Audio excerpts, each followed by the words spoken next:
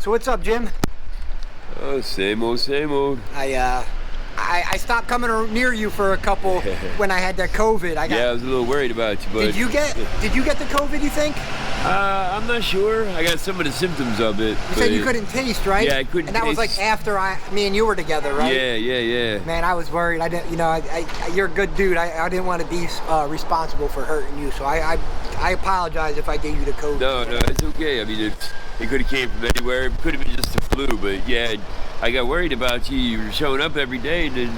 Well, so what happened is I was driving down here, but I was coming early in the morning. I just do my drive and leave. Okay. I wasn't talking anymore. I seen you a couple down here. You were like passed out, sleep early in the morning. Yeah. Like around here between the mailbox. The mailbox. Yep. I seen you there a couple times. I didn't want to come up and wake you up, but I was so worried that I got you sick, man. Yeah, if anything like that happens, just pull up. You really got to get out the car and say, hey, I'm still alive. Down here, people come and go. Yeah. It's hard to tell what happens to them. Yeah, I just showed you the folder of all the missing people I'm looking for. Yeah, we were just talking about how many people we lost in 2022, and this year it's starting off bad already. Yeah. I mean, from the overdoses, the weather. Now, do you know anyone personally that's passed so far this year? Like any people you run with? A few people so far. I mean, we all know how to get out. We all know the escape route. We all know how to do it. I don't want to say we're too stupid. We're just too stuck right now. You're not ready to get clean. I don't know if it's not ready. We're just not ready to face reality. Maybe you're just not ready to make that initial leap. Yep.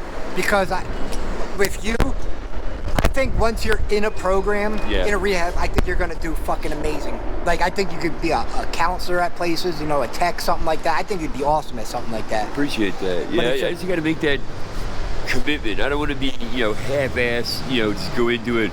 All right, I'm ready to get clean, and, maybe get back to life. And I don't want to go in it like that. I want to be like, all right, this is it. I've hit rock bottom. I not only hit rock bottom, I fell through the bottom, and it's done. It's over. It's time to, face reality. And I always thought I was scared of dying. I think I'm scared of living. Yeah. Because I've been, doing this for so long. This is my life. And now, how many years have you been on the streets? I forgot from the last 5 straight years. 5 straight years. Wow. Yep. So you're used to this. Yeah. So it's going to be scary to change your life. Yeah. I mean, this is my life. Yeah. Like a 5-block radius is my life. What you said you did expand a little bit. Real quick, let them know. Yeah. I started going out, I started going downtown, down around City Hall, Independence Hall, checking it out down there. I call it my mini vacations. Mm-hmm. Getting out of here, just seeing how real people live. And you probably make a lot more money down there. Well, it's not so much a lot more money, it's the people that do give, they give because they care. Yeah. The people around here, pretty much know why you're asking for money, and some of them, they're just passing through, say, oh, look at the poor guy, let's give him a couple bucks, and then other people are like, nah, don't roll down the window because all he wants is drugs, and I'll thank the person that gives me $1 just as much as the person gives me a sandwich. I mean, all my signs say the same thing, food, drink, change. Oh, that's why I gave you the, is that what you're doing? Yeah, I'm doing another sign here. Food, drink, or change. Please help. Please help if you can. My old sign. He's seen a little weather. that sign looks like it had a tough paper route. Yeah, he's been around a minute. Time to retire that one. Yeah. Take a new one. All right. How's your health now? That's another thing. I gotta get into the hospital before I go to any type of rehab. Cause I gotta be medically cleared. Mm-hmm. I got frostbite on my feet again. Again? Yeah. I can't wear shoes, and I can only wear socks so long, and you only cover up with so many blankets. And being out here 24/7, they used to let us sleep in some of the stations downtown, but even they're getting, real stingy on that too. Making you leave after the train stop running, and I mean, I know they're trying to clean up the neighborhoods and, get people into programs and get them help, but for the people that aren't ready yet, it's so much harder, and it's pushing them to the street. And I'm not saying, it's anybody's fault but their own that, we're being plucked off the way we are. It's just sometimes, like you said, you're just not ready. Yeah. And what's the old saying? You can lead a horse to water, but you can't make him drink. And I think it's important that you recognize that you just got to be ready to get clean, man. And if you're not, it'll never work. Yep. Like I said, I don't want to go into it half-ass. When I make the commitment, that's it. There's no, well, let me run out the back door because things got a little scary, or, I'm not getting enough medication today. I feel, worse than I did yesterday. No, it's head on. I've only ever completed one rehab in my life. Oh, really? You only made it through one? One. Wow. Complete. So you'd always leave early, AMA or something like that? Yeah, because I mean, that was it's my, always the first week. Yeah. The first week to 10 days is always the hardest. I would usually leave right when they took me out of detox into the rehab. The first couple days in the rehab, not getting them comfort meds. Yeah. It's like, all right, time to roll. Yeah. I know that song and dance very well. Yeah, they had programs more like, okay, you want help, we're not going to make you feel worse before you make you feel better. That's what a lot of, that's what I'm scared of. Yeah. Is why should I have to feel worse if I want to feel better? Yeah. So you're going to take me to a place, okay, I understand what's in my system has to come out, but you can do things to where not only the comfort meds, you can start a maintenance program right away. Right away. Yeah, with like maintenance or methadone. And see, for me, Suboxone doesn't work. So, but do you believe that your best chance is on the methadone program long term? I do, because methadone doesn't only help you with the withdrawal symptoms. It's also a pain, Sure. And my underlying factors, my underlying issues is I need something to help with the pain. Absolutely. You got a ton of physical, ailments. And Suboxone, that helps with the cravings and the withdrawal, but it does nothing for pain. Yeah. So why am I going to trade in somewhat of a life for no life, bedridden, suffered more on a maintenance program than if I were to, go right to a methadone clinic and get on that? It would be so much easier to transition, because not only are the cravings not there because they're being satisfied, but also the pain isn't, wanting me to get better. Right. Yeah, it's those first couple days of getting into detox, that waiting period, and you're going to be sick. That's a lot of stress on the already fragile mind when you're some girl on Lehigh Ave the other day. No, I'm lying. I'm sorry. I didn't Narcan. I got out, woke her up, and I talked her into going to the ambulance came. Talked her into going to the hospital. She's like, yeah, I need it. But then when she found out she couldn't bring her vape thing in, she got out of the car. It's always a reason. We find any reason. Yeah. Well, I mean, I did that myself for 15 years, make excuses, How's your eating? How you doing with eating? Pretty good. I mean, some days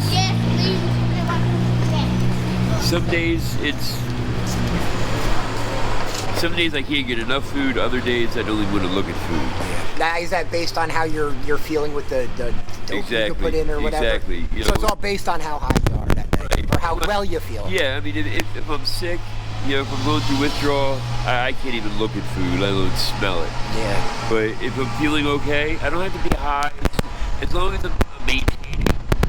Well, I like my food. Yeah, I do too. I could eat breakfast foods all day for the rest of my life. Yeah, that's right. You're the French toast monster. Yeah, right? French toast, pancakes, cereal, all that.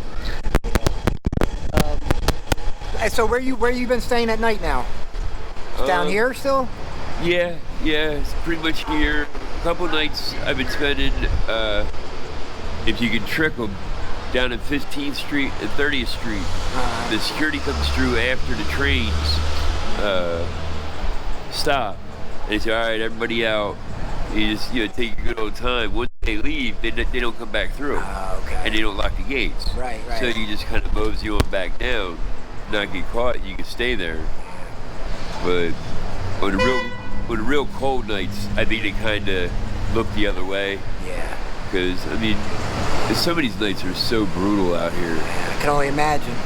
You got 20-degree weather with 20-mile-an-hour winds. Yeah. Doesn't matter how many blankets you have on, how many hand warmers you got. And you can't cover your feet either, which makes that 10 times worse. Yeah, it's like I said, I already lost part of my right foot to frostbite, and now I'm pretty sure I have it on both feet. Are they still hurting now, or is Oh it? God, they feel like they're in it's like a French fryer, like all the time, like boiling grease, just all the time. And I guess that's a good thing because they still hurt. Yeah. When they stop hurting, that's what happened. When I lost the right foot, it hurt like hell for weeks. And then one day I woke up, I'm like, oh, it doesn't hurt no more. Right. And I looked at it. Well, that's why it doesn't hurt anymore. Yeah, that's why it doesn't hurt, because that must have been a pretty scary dead. morning. Yeah. I mean, I literally took the bandage off, and everything but the bone came off. Oh. Yeah. So I stuck the bandage back on real quick, like I didn't see it. Yeah. It didn't happen. Out of sight, out of mind. Yeah. Would you go to the hospital right after? Yeah, I went to the hospital after that. They literally, they call it D-something. Yeah. But he literally sat there with a scalpel. No medications, no nothing. It literally just cut the dead skin off. Yeah. And just cut it back to where it was just all bone. And I'm like, it doesn't look that bad though. Your foot, it grew back okay. I took. Yeah, I mean that one looks okay, but I mean if I were to show them to you now, they're bad. Well, I have a guy just ordered a bunch more of those diabetic socks that you said that were okay. Awesome. So as soon as they should be in tomorrow, the next day, I'll bring you like 4 or 5 pairs down. Sweet, yeah. Because they helped you, right? Yeah. They're the only things I can wear because they get real bad. I guess you call it edema. Yeah. Where I'm constantly in a sitting position, so all the fluid collects at my feet. Yeah. So anything that's pressed on them, it literally just like swells them beyond belief. Yeah. So that's why you do the diabetic ones, because they stretch really well. Yeah, there's hardly any elastic in it. Yeah. So, on camera. So I showed you the picture of that guy. You definitely recognize him. Ruben? Yeah. Yeah. You said yesterday you saw him? Last night. Yep, on K Street, right off Tioga. All right. And when was the last time you saw, just so her mom could hear, when was the last time you seen Kiki alive? Oh, just a few nights ago. All right. Yeah, she talks to herself a lot? Yeah. Real small? Yep. Okay. Yeah, I mean, she's always, walking up and down the Ave here, especially at nighttime. I don't see her much during the day, but like I said, almost every night I see her. You can hear her before you see her. Because she talks to herself. Yeah, you'll hear her coming. Yeah, well, that's a thing, like, because her mom's in South Carolina, I believe, and her mom's heartbroken. And, I'm trying to help, and she doesn't understand the mental illness part, too. Right, Like, I said, she might be schizophrenic now, which almost 100%, so... Oh, yeah, I mean, she's having conversations with people that aren't there. I mean, full-blown conversations where you can tell she's hearing... them on the other end. Yeah. And that doesn't kick in until you're in your early 20s anyway. So, right, but like I said, when you don't address that and you use drugs, it makes it 10 times worse on top of everything. Yeah. But they say that drugs only brings out what's there already. Right. It only amplifies what's there. Absolutely. What about the blonde kid? You said he looks a lot worse now, but you see him here too, right? Yeah. Once in a while, I'll see him coming through. Yeah, he sure doesn't look like his picture, but... Yeah. Well, there's a, they had what are those things called? The, where it makes your skin look smooth. I forget what you call it. What about one more I'm going to ask you?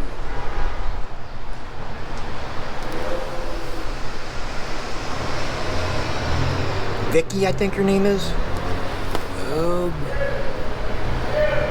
Shouldn't look too familiar. All right. There's a lot. I might have seen her. Yeah. Just, that's not one that sticks out. What about this guy? He's been missing for like a year.